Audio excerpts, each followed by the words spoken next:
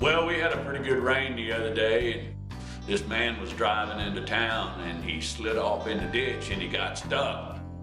And I told him my horse Sebastian could pull you out. The man said, okay, and I went on out to the barn and got Sebastian and hooked him up to his car.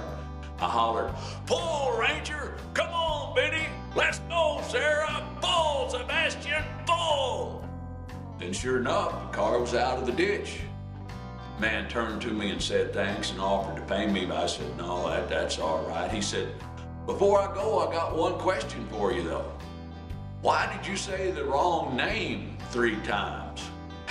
And I told him, I said, because my horse Sebastian is blind. If he knew the other horses weren't pulling, he wouldn't even try.